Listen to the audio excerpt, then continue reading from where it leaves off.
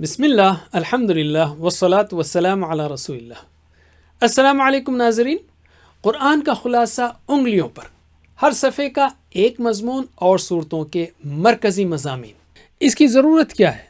ہم میں سے بہت سارے لوگ تقریباً ہر رمضان میں بہت اہتمام سے قرآن کا خلاصہ سنتے ہیں، کسی تفسیر کو پڑھتے ہیں، لیکن مسئلہ یہ ہے کہ ہم جو کچھ پڑھتے یا سنتے ہیں وہ بھول جاتے ہیں۔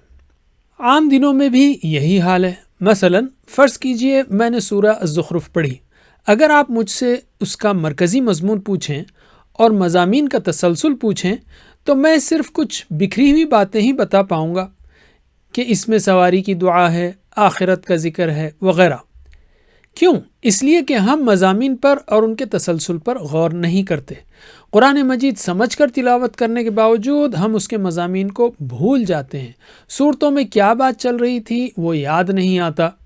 پڑھتے وقت ہماری توجہ صرف انہی آیات کے مضامین کی طرف رہتی ہے جو ہم پڑھ رہے ہوتے ہیں۔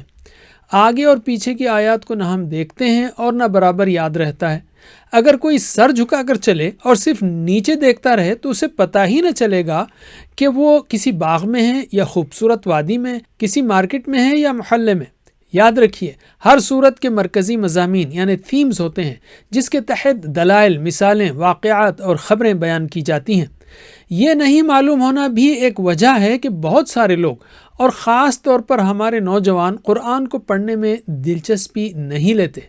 وہ سمجھتے ہیں کہ قرآن تو صرف بکھری ہوئی قسم کی ہدایتوں، واقعات، مثالوں وغیرہ کا مجموعہ ہے۔ اس سیریز میں ہم ایک ایسے سسٹم کو پیش کرنے جا رہے ہیں جو ہر صورت کی اہم باتوں کو یاد رکھنے میں ہماری مدد کرے، یعنی صورت کا مرکزی مضمون اور صورت کے ہر صفحے کا ایک مضمون، یہ آپ کو یاد رہے۔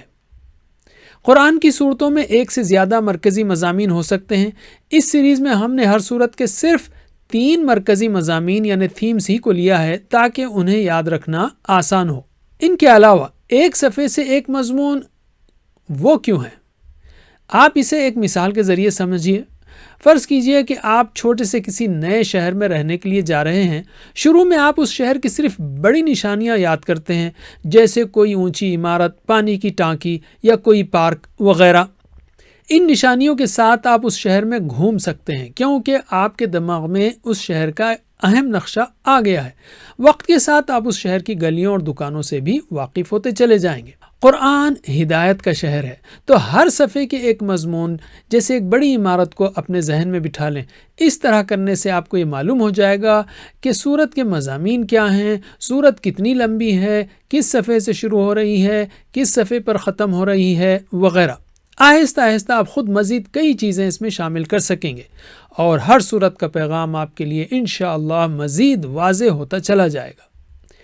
سن 2023 میں بھی ہم نے ایک ایسی کوشش کی تھی، لیکن اس کے بعد کے تجربات اور مشوروں کی بنیاد پر ہم نے اب 2024 میں اس سسٹم کو مزید آسان بنا دیا ہے۔ اگر آپ عربی سیکھ رہے ہیں اور ابھی قرآن کو سمجھنے کی کوشش کر رہے ہیں تو کوئی مسئلہ نہیں، آپ ترجمہ اور مختصر تفسیر کا مطالعہ کر سکتے ہیں۔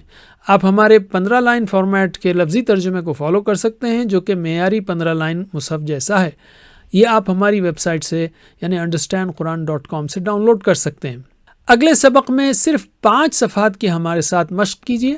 انشاءاللہ آپ کو خود محسوس ہوگا کہ یہ کتنا آسان، مفید اور دلچسپ سٹائل ہے۔ اس طرح سیکھنے کے بعد جب آپ کو سورت کے مرکزی مضامین اور ہر صفحے کا ایک مضمون انگلیوں پر یاد ہو جائے تو قرآن سے ہونے والی قربت پر آپ کو حیرت بھی ہوگی اور خوشی بھی۔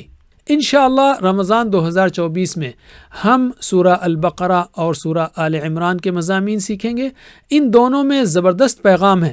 یہی نہیں بلکہ حدیث میں آتا ہے کہ یہ دونوں صورتیں قیامت کے دن انہیں پڑھنے والوں کی سفارش کریں گی۔ ہاں، سورہ فاتحہ تو آپ کو معلوم ہی ہوگی۔ تو قرآن سے تعلق کو بڑھائیے، صورتوں اور صفحات کے اہم مضامین کو انگلیوں پر ہمیشہ کے لیے یاد رکھیے، روزانہ صرف 5 منٹ کی پریکٹس پر۔ وجزاکم اللہ خیر، والسلام علیکم ورحمۃ اللہ وبرکاتہ۔